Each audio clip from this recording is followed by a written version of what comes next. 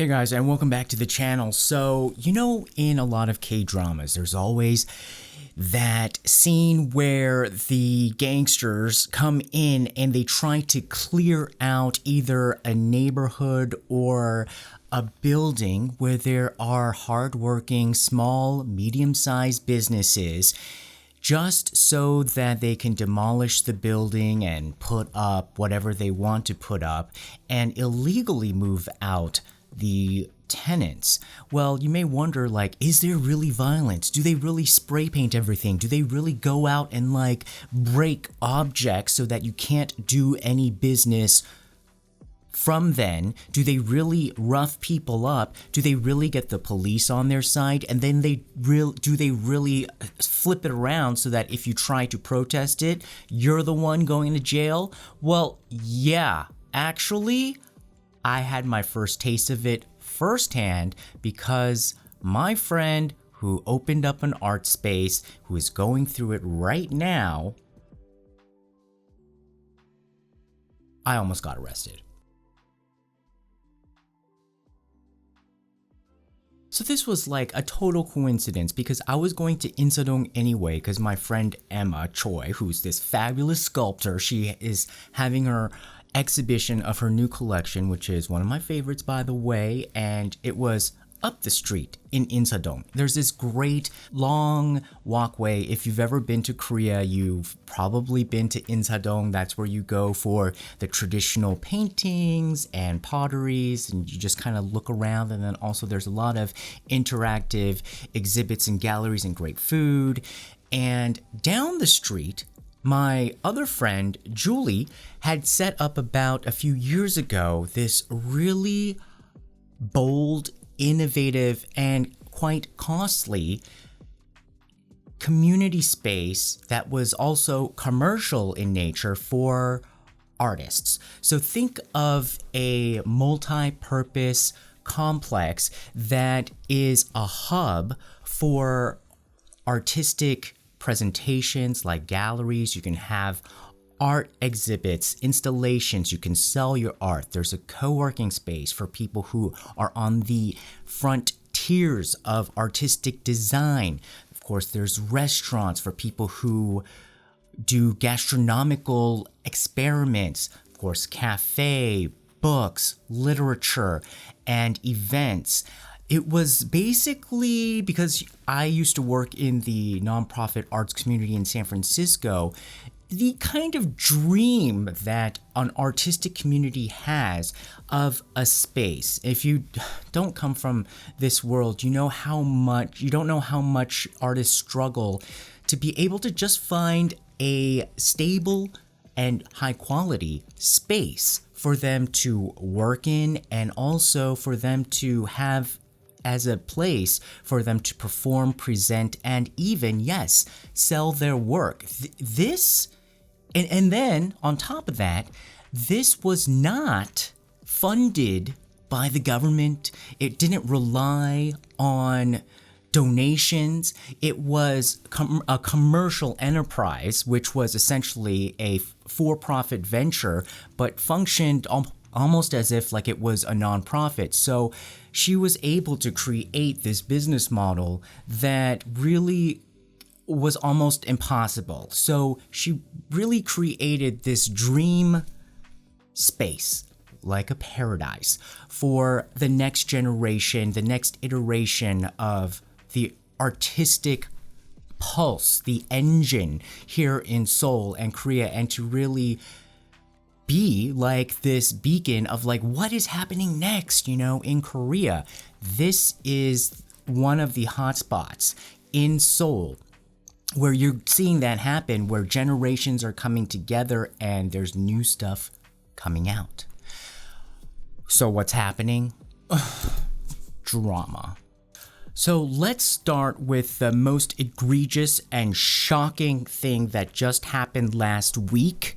Show you some clips of what happened to my friend Julie, and I'll explain why it happened and how we got here.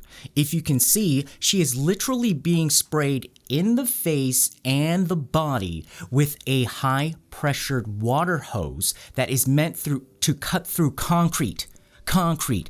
You can see like they are trying to demolish one of the buildings. There are 3 main buildings of this artist complex. They're demolishing one of them, and they are hosing her down, and one of the artists who is in residence there hosing his body down at a very close proximity where nobody should be subject to. That is essentially a deadly weapon.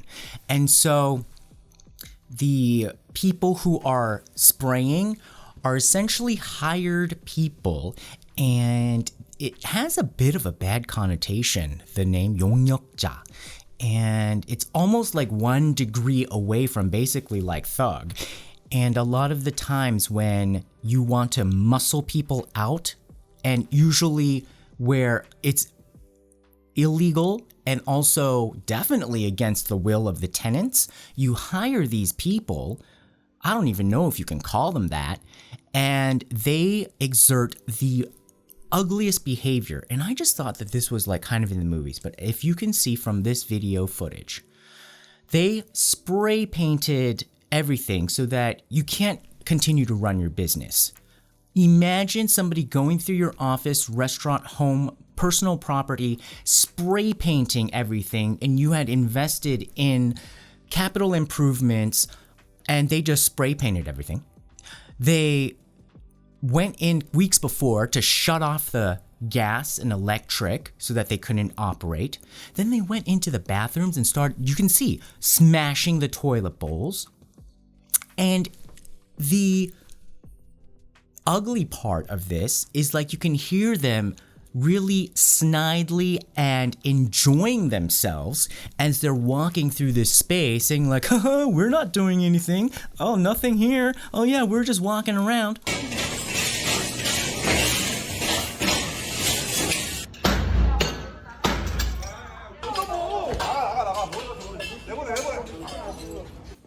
들어오지 마서! 들어오지 마! 그만 찍어요, 우리. 간다!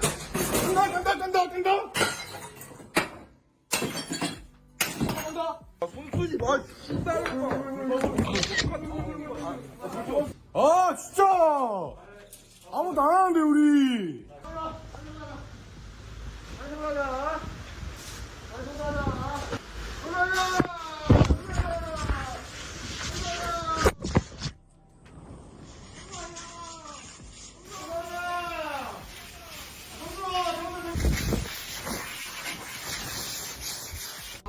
그러니까는 안전하게 살게 해달라고요.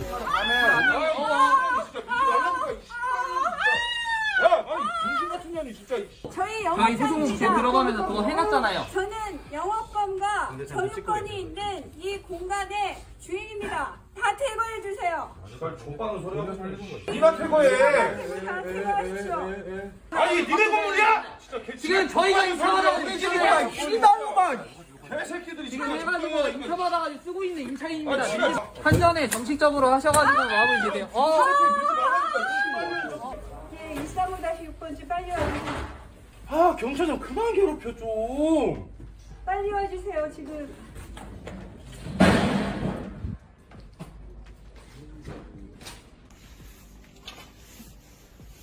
불러면 어떻게 하려고 차고 가세요?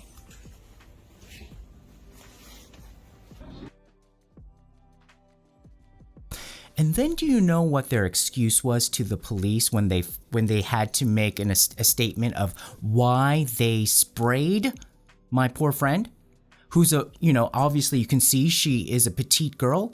They said, oh, we were just cleaning out dust and suddenly this girl popped up out of nowhere and it just hit her. Now, looking at the video evidence, does it seem as if that is true? That is a bold-faced lie that is such a lie. Okay, so you're probably wondering, what is the conflict? Why are they tearing down this building? And why is my friend up there trying to block it? Well, essentially, my friend and a so-called business partner went into an agreement to rent this complex, 3 buildings in total. And she had been brought in because this complex had already been in operation, but it was losing money. And they were just like, oh God, like, what can we do? Like, we don't know what to do. Because she had already pitched this idea of an artist. And they were just like, oh, no. And then they went their own way and they were losing money. So then they went back to her and they're like, okay, well, maybe your idea is good, but can you just like invest all your money and like try to make it happen? So this was a dream that she really wanted to make happen. And so she invested a lot of her money into this project and she started to see some fabulous results. But then of course Cerveza happened and that made things a bit hard, but it wasn't impossible. They were still making their rent, but they were kind of complaining about that. But I think that started to give a cue to the owner, and it turns out the owner and her so-called business partner are in cahoots, and he's not really a business partner. Essentially, it's like a secretary to the owner. So it's basically like the owner's lackey. And apparently, from what I've heard from interviewing a bunch of the people who are involved in the campaign to save this artistic space and to protest what has been an egregious abuse of power and a total thug move, is that the owner's gotten like some offers, like maybe to build a parking lot there, like that Yellow Taxi song, pave paradise and put up a parking lot. And so like they're kind of thinking like, oh, like let's get rid of these artists, like put in a parking lot or something and let's like make some money. And so as things have been getting back to normal, well, my friend, she's like, she's a businesswoman. Mind you, she's been in the real estate game. She is a businesswoman. She is not somebody you sort of just mess with like you see in the video. And she was booking all these different projects like a TV shoot, like embassy parties and more art galleries, installations, and things were really beginning to pick up. Well, they didn't want to see that. They wanted to see it continue to fail so that they can probably put in their parking lot. And so they started sabotaging the events. Some of these events, like even these TV shoots, they had to like basically like do all this like shift to other parts of the building. Like they were really making it extremely difficult, like bullies. They've been just dealing with this for months, but then now they're just like, you know what, we don't care. And they started to send in these bulldozers and just started like, ramming things down. And there is still time left on the rental contract. So, why is it kind of crazy? Like, how did this happen? Because they got approval from the city government to supposedly, tear it all down. Well, it's because in this contract, the two business partners apparently are supposed to be like co-equal. So they're right there, there's a kind of a conflict. So they're not supposed to be able to do that without her consent. But because the lackey is basically, under the guise of the owner, he basically is now like trying to like team up against my friend. And so but then how do you still get the, approval of the city if it's not, maybe there is some of this, but let's say there wasn't. Well, what I also heard from interviewing a bunch of people who are very close, ear on the ground to the situation, now this is going to make you kind of like be like, oh my God. But yes, this is exactly why people's like stomachs churn when they try to do business locally in Korea. If you try to come here and do business locally in Korea, this is an example. So just be prepared. Get your Pepto-Bismol. So this is not a building she built, right? This is a building that the owner built or bought and was operating. Well, apparently some of these structures, and Korean, property owners do this all the time. They build illegal structures or add-ons. It's illegal, but you just want like a little bit of extra space, or like, oh, wouldn't it be nice if there was like 12 more tables in our like restaurant, so let's just build an add-on even though that's illegal. And when the building inspectors come, they can say it's illegal, but then it's quasi-legal for them to be like, oh, well, this year we'll give you a fine, and next year we'll give you a fine. So they just keep paying fines and just stay in operation. So that's apparently what was happening. So then this time, apparently the owners themselves went to the city and they were like, you know what? Our building is illegal. We have to tear it down because it's illegal. And they're like, oh, okay, well, I guess if it's illegal, then all right. Well, we have the owner here, and we have like the leasee here. And then they're probably like, oh, where's the other leasee? And like, oh yeah, well she's like at home or something. And that's how apparently they were able to get the city to approve the demolition. But she stood up, and then she is like right out of like an independent film festival like movie from like Busan International Film Festival. Okay, like she's just like making her stand and saying like, we are not going down without a fight. And people were just like, why is she, isn't this like kind of like a lost cause? Like, what is she doing? Which started to piss me off because, like, yes, she should stand up, but, you should kind of get to know, like, what the stakes are for her. And apparently, in order for her to try to get an injunction, because, she has, like, a lot of money in here, right? So she has to be able to get, if it's not for the cause, she still has to be able to get some sort of compensation back. And then also what I heard from the other artists who I interviewed, they said that like, once they start with this one building, they're going to try to go after the other buildings. So like the artists have skin in the game as well, because this has become a place for their livelihoods. This has become a place for their base, becomes a place for their portfolio, their brand, and their calling card, and their place of business. So imagine somebody takes away your office. What are you? Yeah. And then you just replace the light bulbs, did the wallpaper, and probably put in new like fixed furniture. And so what are you going to do? So she has to stay there to block the construction until the courts can pass an injunction. An injunction basically means like legally you have to stop, because right now the only thing stopping them from continuing the demolition is her literally with two of her friends sleeping next to the building in like a tent area. And that is basically kind of like a human demonstration, like a human shield right now that is preventing them from continuing to bulldoze. Because already this has gone on through the news. Already this has gotten a lot of bad press for this owner and his lackey and these thuggish guys. So these guys, I feel sorry for them in some ways because the focus has been put on them because they're the ones spraying, but they're basically just the hired hands.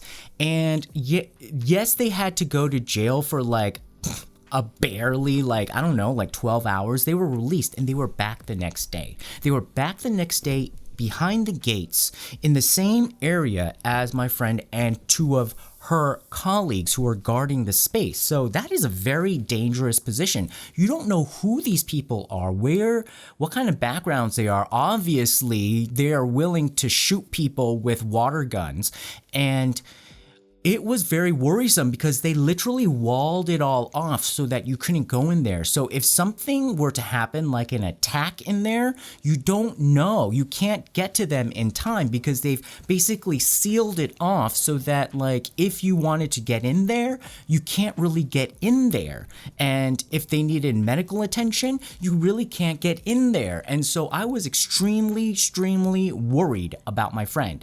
And we really wanted to see what was going on, because it was very hard to get into contact with her. So from our little high power network group, we went to the space, a couple of us, 3 of us, and we wanted to try to see her. But it was almost impossible to get into contact with her. So then we went around to try to see like where we can find an access point, but they were all sealed. And then there were like these thuggish guards, like, at some points. Little weird.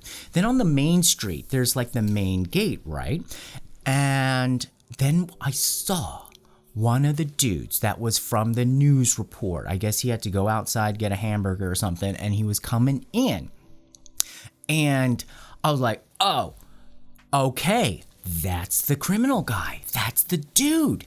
And so like I was trying to take a look and see inside, and then I tried to see, like he slammed the door in my face, okay? Like he basically like almost like broke my nose. And then like I pushed to see, in there to try to see if Julie was okay. And then they got all mad and these thuggish people started coming out. So then I was like, fine, I'll go back into the actual main space because that's where we were hanging out and trying to look over in, through the roof area, trying to see around. And then they actually, the cops kind of are so used to going there because they've always been like, breaking up scuffles. So they were like kind of already patrolling. They called the cops, or they were passing by and they said like, look, that dude like hurt me because he pushed the door and I can't, like, it was literally like, like when the soccer players like, fake, like getting hurt on the field and then they start like running right afterwards when they realize they can't pull that, con. So the cops come in and they try to accost me and say like, look, we have to question you outside. And this guy is trying to spin a web of tales and we're just like all looking at him and just like, no, it's not gonna happen. And then even the policeman was just like, I don't know, a little bit. Well, actually, before that, like when I was walking towards the gate again, I turned on my camera for self-protection to film myself, but the policeman himself threatened me with defamation if his face like popped into the frame, saying that like, oh yeah, like it's illegal and that he would like sue me or something. I was like, oh my god, policeman on official public duty, you should be filmed. This should be public. In other countries, police people have to film themselves. They wear it on their chest. This is one law we have to change here in Korea. And I hope for your sake, we are going to change that law and you will never, ever, ever, ever threaten a citizen ever again by saying, oh, I'm going to threaten you if my face shows up while I am doing my public job that taxpayers are paying for. You know what? I'll pay for your first month of Botox, okay? The Korean Botox is pretty good and cheap these days. I mean, it's not that good, but it's pretty good for the price. And then because it's not as strong, it looks a little bit more natural. So anyhow, then this police guy is like, well, did you know he was behind the door? I was like, of course I didn't know anybody was behind the door. I was just trying to look. And then he was kind of like calculating. And so basically like, I was like, dang, like either he was trying to trap me or he was trying to make it seem like, or he was trying to figure out a way to like make this situation go away. But essentially the key point was intent would be established if you knew that they were behind the door and you were using the door, I think that's what he was trying to establish. So the way that I was reading, the way that he was calculating this in his mind was essentially like he could have gone either way. It was like looking at like a person on a diet in front of the doors of a McDonald's. Like, should I go in or stay out? Like, which way should I go? And that, I think, essentially is kind of like the police. Like, they're not all bad people, but they're always tempted. So it's not like everybody always wants to like, if they're like trying to watch their eating, it's not like they're always wanting to go into McDonald's, but they're always like trying to make that like kind of like decision, which way to go if they're like suddenly plopped up in front of the doors of a McDonald's. And that is the problem. That should never, ever, ever, ever be an option for the police. The police should never even be able to make that choice. But I can see them having the opportunity to make that choice all the time. And probably their colleagues just, behind the glass doors, like munching on French fries, having like their McFlurries and Big Macs all the time. And I could kind of see like him calculating in his head, probably like, okay, well, maybe I should save up, or maybe I should kind of see like, well, who's the one that could give me the Big Mac with the extra value meal with the supersize everything?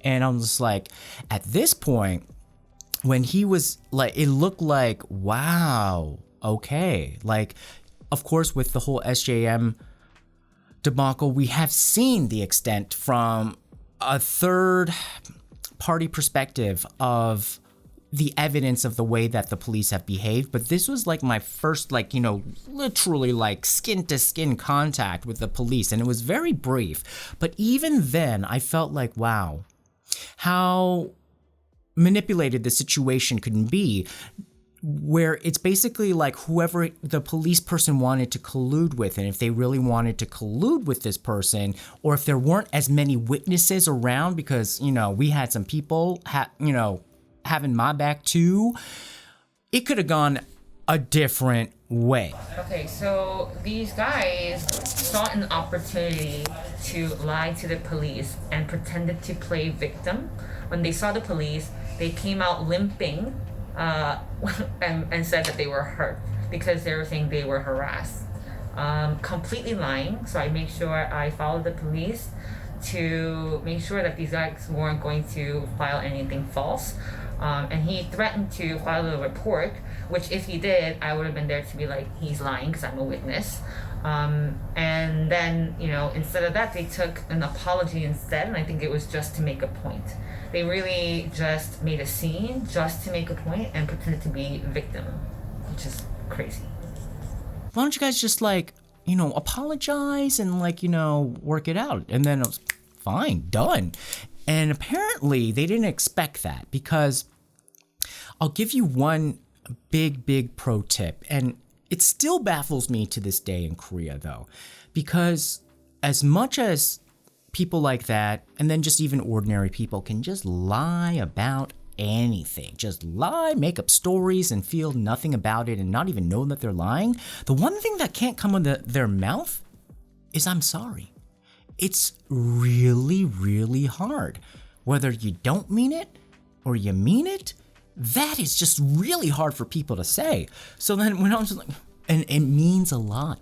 It means so much when you do say it. So I was like, yeah, I'll go. Let me go. And like they couldn't hold me back fast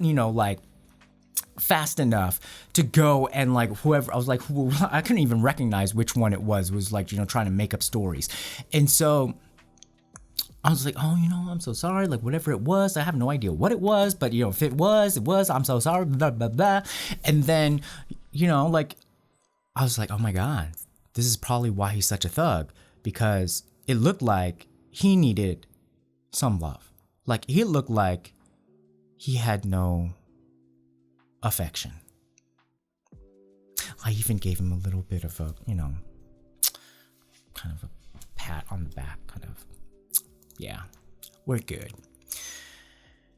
Ugh. But then when you think about it, after spraying down my friend with a deadly weapon, and then if you look at all of the other shenanigans that they were pulling through the past weeks, kicking over fireplaces to start a fire, breaking property, other people's property, and not being held accountable for it. Where is that part in the police report? Why are they not being compensated for that?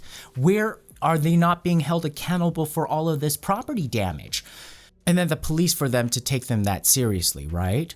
So obviously there's been accusations that the toast is being buttered in a particular side. And then that just got me thinking, like, instead of being mad at the police, because, I do still see them as, kind of like victims in front of a McDonald's, I just thought like, okay, after this experience, I'm just like, okay, we're not gonna hate the police. No, because there might be some like, of course there's some good people there. I just want to know now, how much? How much are you? How much do you cost? Or, I mean, do you have an agency? Like, do we have to go through like a broker? Like, I would like to know how much, and what forms of, like, are we in crypto now? Like, I mean, how do we go about this? Because I want to know how much to save up, because I can see this, being quite convenient, because I want to know how much, because it just makes it a lot easier instead of, having ill will. Why not just make you part of our retinue? How much? And you know what? I think that should be the question on every single mind of the Korean public. Like, the Korean public, maybe we should just stop being upset with the police and just all ask how much. We should all ask them every single year for their updated price list. And we can all just be on the same page, like, how much each bribe is, so that we can all know, like, how much to give, and we can just make it systematic. I will say that the thing that is a problem is that, like, when people run into this situation and feel this situation, they feel like they should just kind of scurry away and hope that it's not them. But I'm telling you, the more you do that, the more helpless you'll be when it becomes your turn. And what I'm seeing now is that it's becoming more and more people's turn, and more people's turn up the food chain, because my friend and my friend Julie, but like my friend, you friends, this girl is basically like a Gangnam, like, property princess, and it was her turn at this.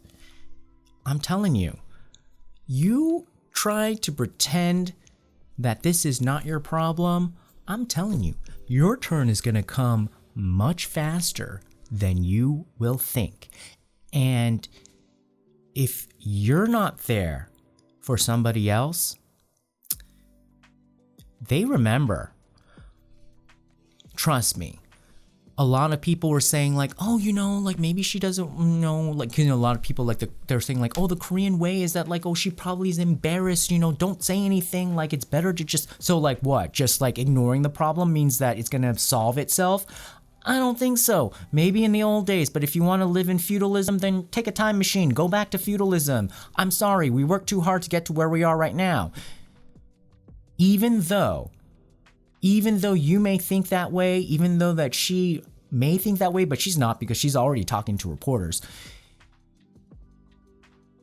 We know that if she silently goes through this trauma right now, later on, it may be comfortable for us, but she is going to be silently living with this trauma.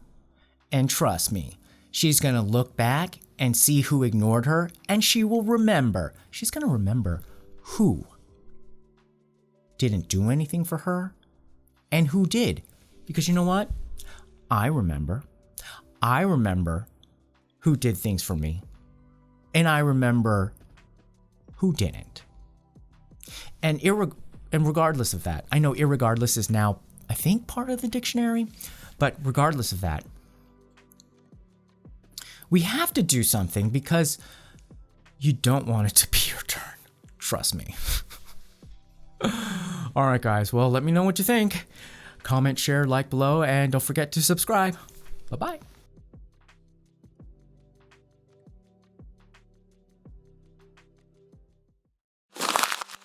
Tune in next time. Don't forget to subscribe. Find us on YouTube, Instagram, Twitter, and Facebook. Love you.